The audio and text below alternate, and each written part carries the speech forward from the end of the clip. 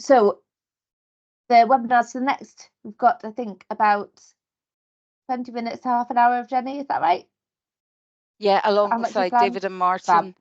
Alongside David and Martin, who are co-researchers on the project. If you have any questions, please feel free to pop them in the chat and we'll keep an eye on the chat. Otherwise, you can raise your hand and we'll do our best to keep an eye on questions and things that come in. And then once Jenny, Martin and David have done their presentation, we'll be able to ask some questions and we'll have some more open discussion. That should be everything. I don't think there's any other housekeeping other than the fact we've been recorded. But thank you very much for coming along, and I'm really looking forward to hearing this presentation, as I've been involved in a bit of this work at the start, but I'm really keen to see where it's got to and where we're going with it. So I'm going to mute myself. Everyone else will be on mute during the presentation. But as I say, if you do want to speak, please feel free to raise your hand and unmute yourself. Okay, right, Jenny, I'll hand over to you. Thank you, Rosie. So my name's Jenny England, and I'm actually a PhD researcher. So it's year 2 of a PhD research in music, using improvised movement with music with couples with dementia. Couples could be a husband and wife, but they could be a mother and daughter. They could be a grandchild and a grandmother. So that's couples. I'm going to explain more about the research by showing you some of the materials we've prepared together in our Partners in Research group. So if you could take the slides, or yeah, that's okay. You could do that, Helen. Yeah. Okay, thank you. So Helen has got my slides because they didn't come on from my end, so she has the control there. So there are 2 people who have been in a partners group developing the materials with me since the beginning. There's also a third that is on the call just now, but I don't think Fiona's going to speak in the presentation. So before I go further, I'd just like to let Martin and David introduce themselves. Martin, will I hand over to you first? Hi, I live up above Aberdeen. I've got posterior cortical atrophy and I love my music, so I want something like this for when I go into care, basically. So it's a fairly selfish reason for helping out. I'll pass over to David. Hi, good afternoon. I'm David. I'm a retired engineer and I was a carer for my ex-wife. I live in Glasgow, and I've been helping Jenny and several others on various projects, and I think you're going to enjoy the video that you're going to see today, and I think that will explain almost everything without us having to say too much. Thank you. And David, sorry to bring a spoiler straight away, but the video wouldn't stream, so we don't have the video today. Oh, goodness. But perhaps you can say something about your response to the video when we get there. Okay. You know, so to introduce the study, I'm actually going to show you the participant information materials that we have created together as a group. So this Partners in Research group that has been working since the beginning of the study. So thank you, Helen. The project is with the University of the Highlands and Islands, Scotland, in collaboration with Roma Tre University, Italy, where I am currently, and is funded by the Alzheimer's Society UK. So before moving on to the next slide, well, that's fine, we're there. I want to say that this material is actually in video format and was created to find more user-friendly ways to present the participant information. So participant information sheets can be quite long and difficult to understand. So we're trying to find simple graphics, simple tools to make that more accessible and to explain better what is going to be happening in the study. So this is a slide of it.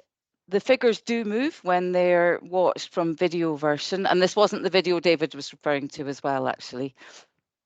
And all the words that are chosen here are being selected very much in collaboration with this group. So the study's about music and natural improvised movements we make when listening to music. And next. So they can be really small movements. and can be seated or even in a bed, because there's this idea that maybe you have to be dancing about to take part in this project. This isn't true. So next. So it's for anybody living with dementia, can be any stage of dementia, alongside another family member, friend, or caregiver. So moving on. So why are we doing this research? Well, there is already a lot of good research on music and dementia. Because we know music is very special because it has this ability to create connections across all our brain cells. And just moving on, Helen. Stimulating many areas in our brain at once, and moving on again. Connections across all areas of our brain cells. We know this with music, and probably we all know how it connects us with other people in various ways, whether we're actively making it or we're listening to it or we're moving to it.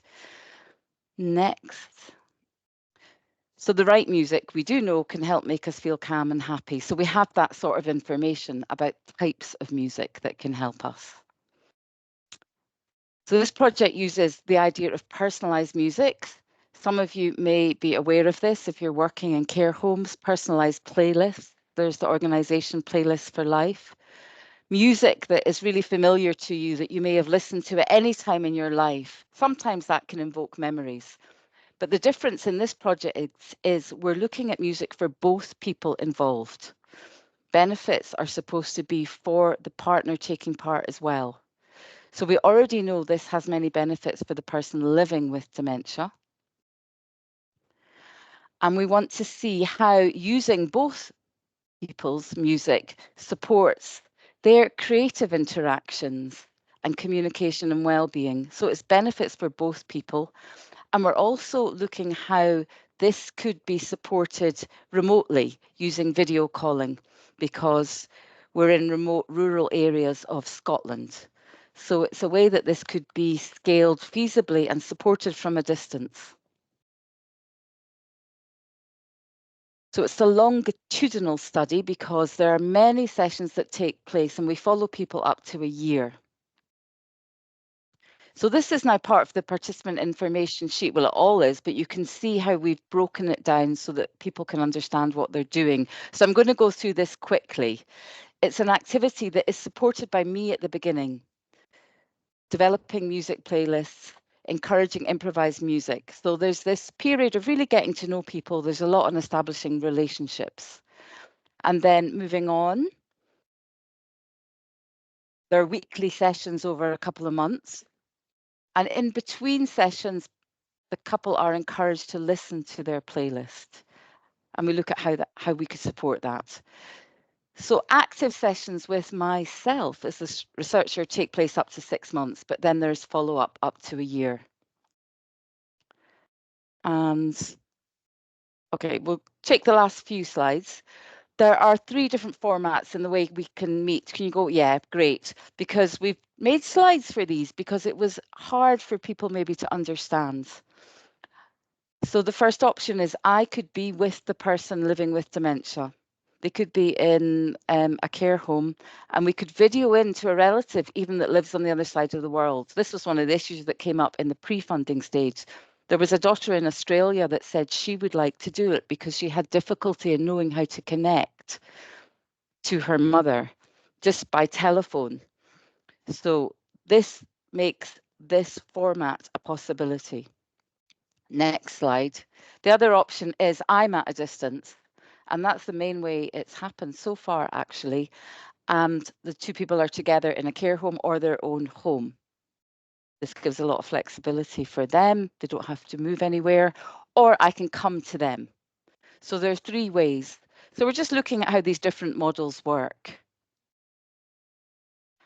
And as a part of that, we will provide technology that they do get to keep. So if they're in a care home, they would get a screen. And this actually arose out of experience personally for me with my mum in a care home during dementia. So I come very much from lived experience, where we got a home helper screen in her room so that every day I could beam myself in without her pressing anything, and we would spend an hour singing and moving together every evening, actually.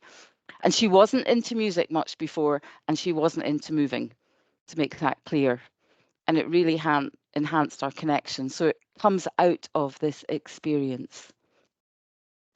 And I'm now going to ask you to just pause there and jump forward, I think, to the end where there's a little, I don't know if you can see Helen, because Helen's got my slides. Apologies for this.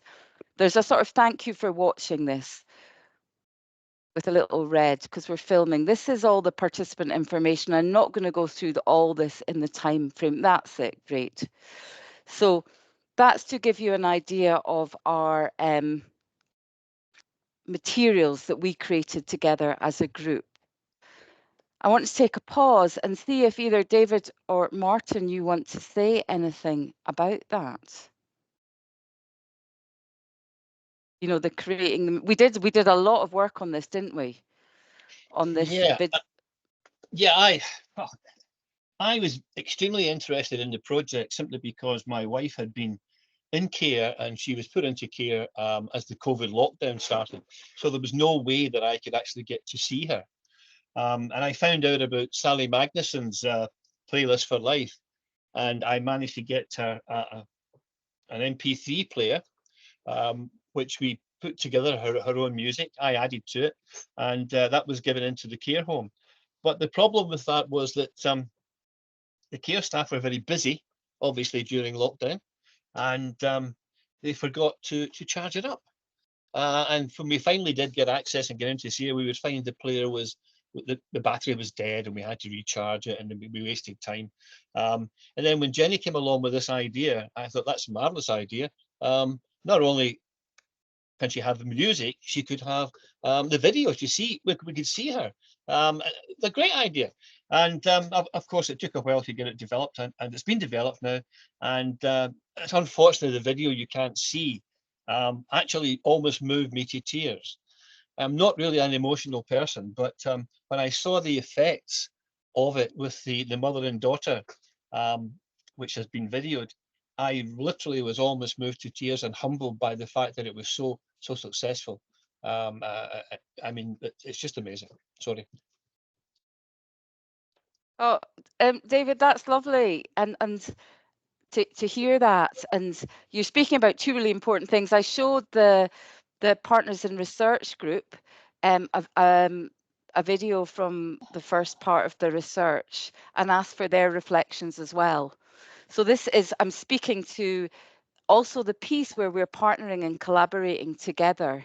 So this was a video, about a 5-minute video of a mother and daughter who've been taking part in the research since last September online. We will see a picture of them in a little bit though. And I see, Martin, you've maybe unmuted and perhaps would like to say something. Yeah, living rurally and my wife can't drive very far. This is that kind of the thing that I would want, because that would mean that she could do it from home. And we have the same taste in music. I'm not quite sure how we would move to people like Queen and Meatloaf and Iron Maiden, but we'll give it a go. But yeah, the actual process was very much designed around us and how we could help. Was that kind of was very well done, the whole thing, I think. Sorry, I've got a bit of aphasia, which doesn't help. Sorry. Thank you. Thanks, Martin. And this sort of input that Martin is sort of mentioning now has, you know, helped to make choices with this group in design, methodology, publicity materials, and now some analysis and also some dissemination here today. So this for me is a beautiful loop, and perhaps we'll just move on to the next slide now, because that looks at the collaboration and partnering stages that we've gone through. It's quite small, that, but you'll see that that is actually a picture of my mum during the pandemic, and I'm actually on a screen in Italy, and I think we're singing our one of our classics, which I think might have been A Long Way to Tipperary. which we haven't been doing much in this phase of the study. And my mum sadly passed away shortly before we began the study, but it was very much inspired by a lot of experience with others with lived experience. So that's the pre-funding stage, really. In one sense, there was a very personal trial, and where I was in dialogue with others with lived experience and a care home manager. Then the idea went to Partners in Research, where I met Rosie, to get feedback on the study design before it went to funding, and that was then fed into the design. Funding was successful, so it's funded by Alzheimer's UK. So very grateful for all the help we received in the application as well. And then straight away after funding was secured and I began, this group that includes Martin and David began meeting really every 2 or 3 weeks for the first about 6 months. And we continue to meet as and when needed. There's some pauses in that, maybe when I'm doing field work or waiting for ethical approval. And there is also another advisory group, I'd call it, or a partners group that are professionals involved in the field of music and movement with people living with dementia that feed into the movement side of it. And now what is also happening in terms of that collaboration is a study participant from the phase 1. So we're really in the initial phase 1 stages. We're not in the phase 2. So I've had one partners for one couple since last September. And one of the people in the couple, this daughter, presented with me at a conference last week. So there's this nice loop going on where actually a participant is now helping to disseminate with me. And that's an option that we're leaving open. Moving on to the next slide. I did this little flow thing, and you know when you do these things, you think, does that make things look more confusing or easier? But it's really just a feedback loop that's been going on in terms of this participant in research group, which David and Martin are a part of, who worked on the design, methods, ethics, methodology, and that went into the field work.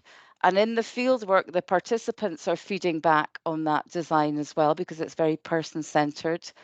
And that is now coming back to the partners group, which then goes back into the participants, which means there are modifications and ethical amendments to be made. And then the last piece is working around analysis and dissemination, which we'll be doing more of over the next year together. So next slide. The pros and cons of partnering and collaborating. These are just some about my experience, and then David and Martin can also speak from theirs. In the first year of the study, this has been the best part of my experience so far, has been working with this group. So I'm extremely grateful. It's an added wealth of experience and knowledge. And I think what I'm going to say here is probably very obvious around any partnering and collaborating, but it really has enriched the study. So therefore improves the quality of the research. It offers diverse perspectives, which means it gives meaningful input. And I want to say something about meaningful input, because I realised as we've gone on that it's really helpful to have quite small groups in partners groups, so there's space for people to really offer their contribution. So we've been quite a small group of 4. If Rosie's in with us, we're 5. And at first I thought that's perhaps too small, but in actual fact, that means there's time for everybody to speak, get heard and be responded to, which is why then I set up another different small group. So for me, that means input can be more meaningful. So it enhances the relevance and the equity in research. We're talking about, the lived experience voice, which I also come from. So that also has helped me in a sense. and a building of relationships and networks and companionship and community, which is actually really important because in research, and my partners group know this as well as me, there are so many challenges in ethical approval, so many different organisations to come through, especially when you're working with advanced dementia. And I want to just say, I haven't got many cons, by the way. It's more very specific to PhD. We could go back to the pros for a minute, Helen. So if you want to go back, thank you. When I was speaking to Alzheimer's Society in Italy the other day, they asked me, what do partners in research groups, what do they get from being involved in research? So I had an answer for that, but I thought that would be a good question just to ask Martin and David. So Martin, would you be willing to say, what is it that you know, benefit from, if you like, or enjoy? Rosie suggested I trademark this phrase. I call it catnip to the brain. I need it. The brain needs it to keep me going. To kind of, it is a sort of treatment for dementia. My neurologist has told me without it, I would have been in care quite a while ago. Mm-hmm. So I do it for that, and obviously there is a community of people around.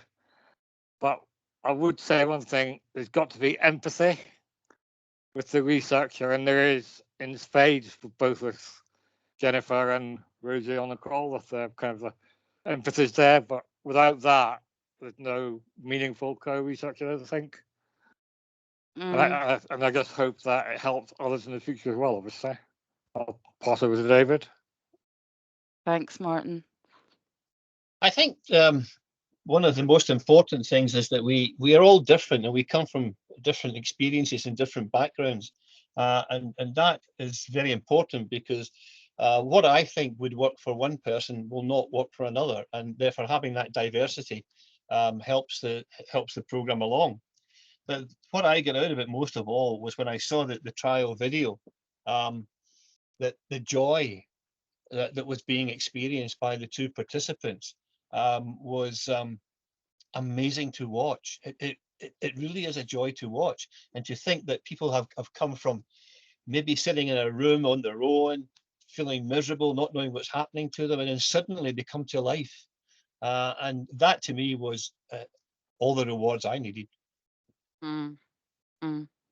Thank you, David. Yeah, that's great. And I want to pick up on what you said, Martin, around sort of empathy, because it feels like good partnering requires relationship building. And that is very rich and also takes time. So that puts us onto the cons. So moving on, Helen. So the relationship building is actually joy to do and to have time to do that. But within the burden of a framing of a PhD study, it's an issue. And that won't stop me from continuing to do it. It's more that there needs to be more acknowledgement from funders and possibly supervisors in universities that good partnering takes time. Another con in this type of work is that as a PhD student, I'm actually fundamentally responsible for it. So in one sense, we're not fully, co-researchers.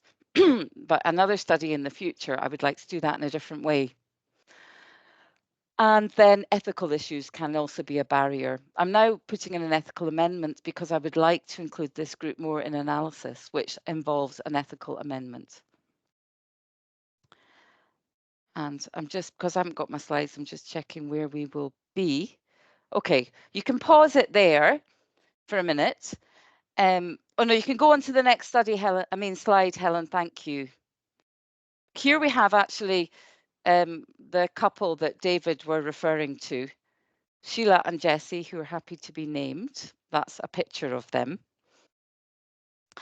And I know there's quite a few people from care homes here, so I want to just say something about the way the studies designed to reduce burden on care home staff, because we, I think, all aware in our research group that this is an issue.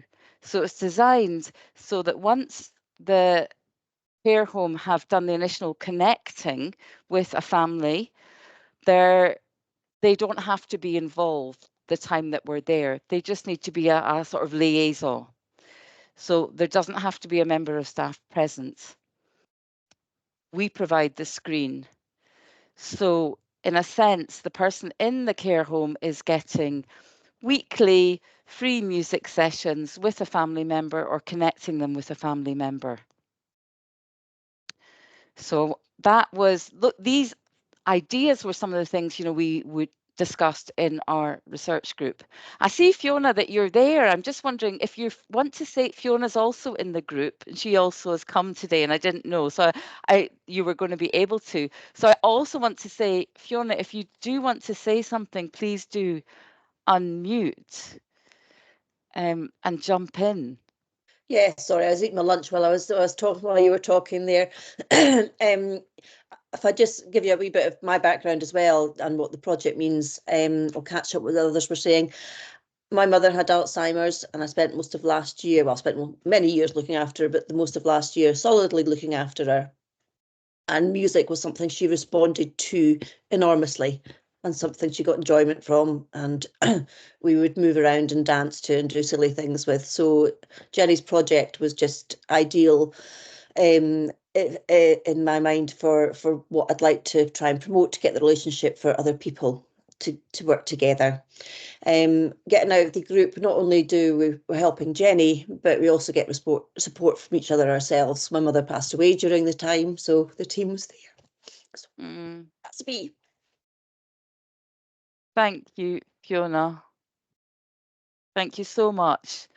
And that, I think that comes to what you said, Martin, as well, in terms of empathy and supporting each other and having time to connect and communicate. And so it's a really important part of partnering. You know, and I come quite late on in life to be doing this study with quite a lot of experience in different fields. And but for young researchers, I think, you know, that's something that perhaps they will need more input into as well. That aspect of it. So yeah, thank you, Fiona, and it's lovely that you're here. And there's a shared sense of loss within the group as well, you know, that we've been able to have too. So thank you. I'm going to touch into recruitment issues because I said I would do that for those who it may interest. I know everyone's coming from different perspectives. And I want to say this in a way without complaining, but my advice at the beginning was to go through certain channels such as gatekeepers, dementia-related organisations. Looking at my list, I wonder if you can look at the list on the screen and maybe imagine to yourself what actually was most effective in recruiting participants.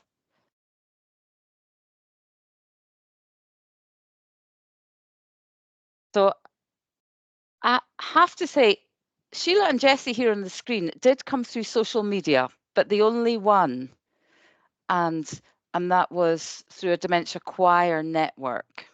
I wasn't specifically looking for people particularly involved in music, but they received it in that way. Otherwise, gatekeepers such as the lead for all the care homes in Argyll and Bute where I'm recruiting, contact was made through them. Join Dementia Research, the study's been up on there. Although in Argyll and Bute, there are not so many people on Join Dementia Research. Information went in the local press. There has been some events, but really the only thing that has brought recruitment is my in-person attendance at local groups and direct contact with care homes. And again, that comes down to relationship building and building trust. And that's understandable. People want to know who you are. Who is this person? Gatekeepers could be dementia advisors. Again, understandably, can be quite protective. They have a responsibility. And so I have made good connections, again, though, only by in person and taking time to connect. So it comes back to that same issue of, I think, especially in dementia research, working with advanced dementia, really needing that time to build in the relationship connections on the ground. So the in-person attendance were things like going to local lunch groups, I did go to a dementia choir and led a session. I did a fundraiser event with a lot of people, and care homes vary hugely. As many people will know, I see there's people in care homes, especially NHS care homes. It's hard for them to have the idea that this might not involve too much work from them. So I've also almost developed a tagline to say, your residents get free music sessions and you don't have to do very much at all. So that I can have to get that in very quickly within the first few sentences in order to start the conversation. And it really depends whether you have, somebody receptive. So recruitment is hard. I think we've got a great model, and we do have enough participants almost in Scotland now. We're recruiting in Italy as well just now, but it has taken a lot of time. So I just want to move on to the last slide before we open for questions. This is initial findings, and it is from this case 1 study that I presented with the participants who took part in it at a conference called Thriving Together last week. And these themes we have created together from the results. I brought certain themes to the participant and she clarified them and added certain themes herself. So it was clear that taking part in this gave them a new sort of intimacy together, which meant it was meaningful. A lovely piece was a reciprocal engagement. So Jessie, the mother living with dementia, was able to be as involved in the movement as the daughter and was able to take charge of the movement. She's 93 and we are seated, but we are able to follow her movements. So we're looking at improvised movement to the music and following small movements that the person might make, whether it be the partner or the person living with dementia. Music choices were very reciprocal as well. So music involved music that the daughter liked as much as the mother. If the daughter fully enjoyed the music, the mother also really enjoyed it.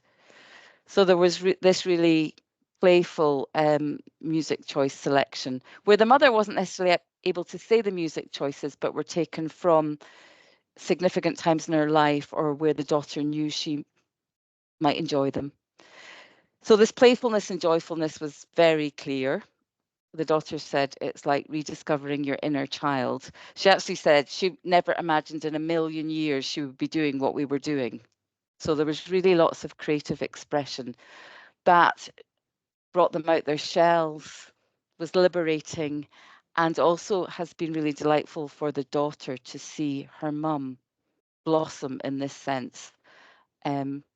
They've also been able to do it without me, which is one of the ideas of the study, that once it's understood, they have a bank of songs, they have an understanding about how they might use this.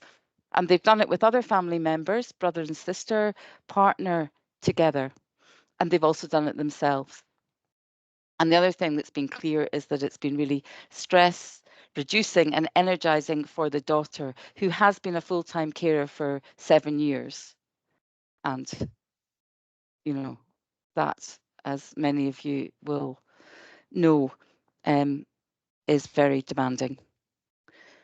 So these findings are showing up with other couples in other sessions that are now happening, but this is the only study that has gone through a sort of thematic analysis. So that's why I'm presenting it like this. And if we go to the last slide, I think it should be, yeah. So there is a study website. And if you would like to find out some more information on the study website, it's got all the participant information sheets, it's got the video, and maybe we might be able to put up on it the actual video of Sheila and Jessie, who are happy to go public. It's not up there at the moment. So thank you very much. I'm going to ask Helen if you could take the slides down. And I'd like to open up for any questions to any of us, David, Martin, and Fiona's putting thumbs up, Fiona, or myself, on any aspect of what we've covered that might interest you. One of the big things that's come up just in the chat, Jenny, is people wanting to know if they'll be able to see those videos another time. So if we do end up with those links to those videos, we will circulate those with the group, as they do sound exactly what people would love to see, which is great. I don't think we've had any additional questions in the chat just yet, but if anyone has any that they'd like to either write in the chat or just unmute yourself and ask a question, go for it.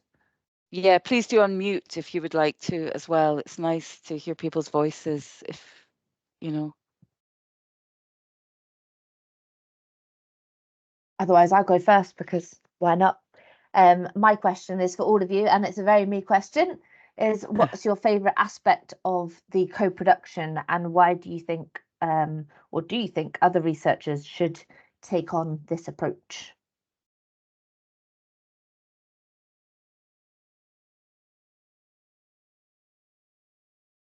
David, Martin, Fiona? As I said, well, on you go, Martin. On you go. As I said, it keeps me out of care, but strangely enough, COVID was my lifesaver, because living rurally, I wouldn't have been able to take part in things such as this and other co-research. So the advantage of having something like this in care homes can't be overestimated, because like kind of, if God forbid we ever had to go into another lockdown, the residents would still have contact with their loved ones. So that's a major positive. And co-production, I just enjoy bouncing ideas off like-minded folk. And as long as I feel I'm making a difference, and obviously we've got the empathy, it works, basically. The problem is, as Jennifer's been saying, there's the pre-work that you don't get funded for, which I kind of understand now.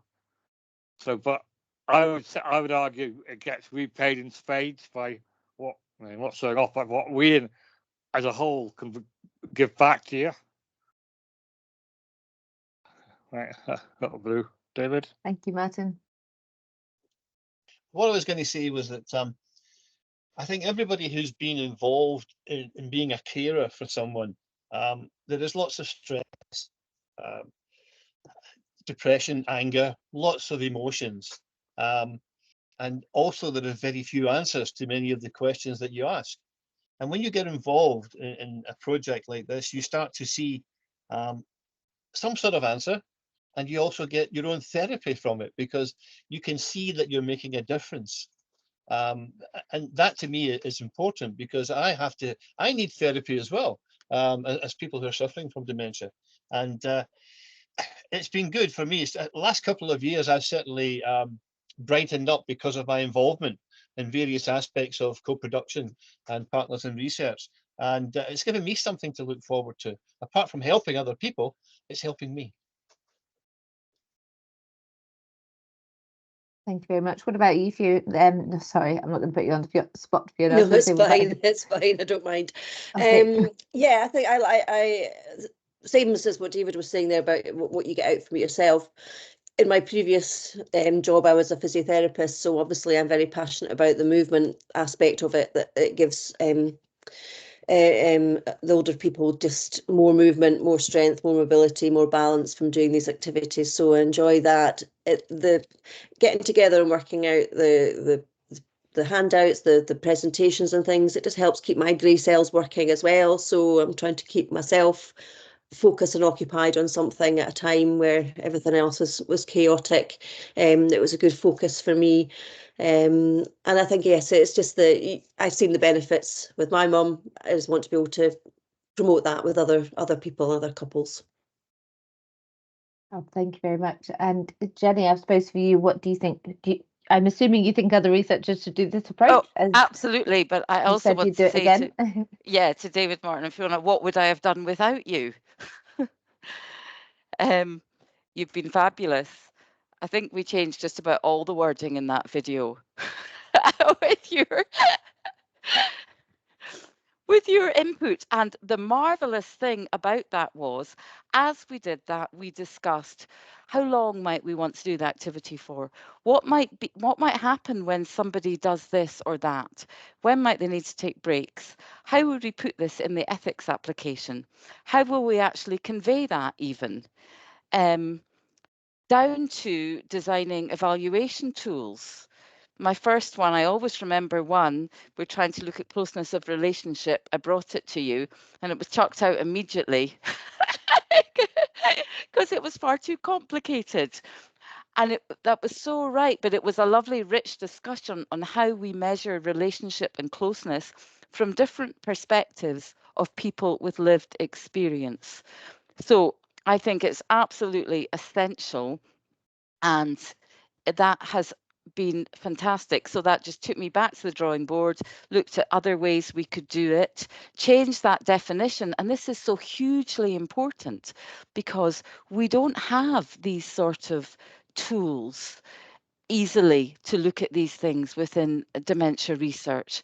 And so we need it even more than ever, so that researchers don't come up with things that are really not appropriate. Absolutely, and I can also concur that the group are very good at grounding us in our knowledge and in the real world, and hopefully it does make research more applicable and more relevant to the people that we're trying to make a difference to. So I'm very glad that Partners in Research were able to get involved and to support this work. I've not seen any other questions in the chat, so I'll give everyone a couple of minutes, but otherwise, if you have any questions following today's webinar, please feel free to send them in and we will collate them and share them with Jenny and the team. We'll also have this recording available online, so if you'd like to come back and listen to it again or would like to share it with others, then please do so. Jenny, just remind us where you are in terms of your recruitment process just now. So mostly have recruitment done in Scotland. Okay, fab. So we will look forward to you telling us how that goes and how that's been. But what I want to say to anybody that's come from care homes, or because I saw there was maybe some activity coordinators, is that next year we will be looking at dissemination and sharing this, and be wanting to share it with care homes so that it could be something that they could offer to family and come up with guidelines and video for how they can do that. So I really want to say we'd love that support with dissemination at that stage. So I'm really glad you're here and that you can hear about the project at this point. Brilliant, thank you. And yes, please do email me as well and look at the study website. So if you have any questions, or you also think you might want to become involved in any way, as part of, this is a good point, as part of a stakeholders group, because you are in the care home network, because we need different groups that could disseminate in different places. So if you are working in a care home, I would actually be delighted to hear from you. And I also want to say, in the chat, Jenny, could you put your email at the end, your email and the website in the chat? Yes, I will do. And I'll just do that. So this is Jenny England, that's it's got the, we're going to be changing that, but it's the one that's got the numbers 1500 1845. I will also pop the website address in the chat so that you could open that directly, where you will also find my contact details. So let me just do that. That's the website link. I do want to say that if you would like to become part of a stakeholders group and you're in a care home, that would be fabulous. And I want to say meetings would be good fun. There would be online meetings, but we also might have some music and share some favorite music, and we try to make it so that it's an enjoyable experience to take part that isn't too time consuming or taxing, but to share ideas about how you think we might disseminate in care homes, or even how it may be better presented to care homes. This would be really valuable and very welcome. Brilliant, thank you very much. And thank you everyone for coming along this afternoon. We really appreciate you coming to hear more about this work and attending these webinars. It helps us to keep motivated to keep them going and keep bringing different people in to share their work and talk about what we're doing. Unless there's any final questions, I will let everyone go away for the afternoon and enjoy the rest of their day. I'll stay on a wee bit longer just in case anyone needs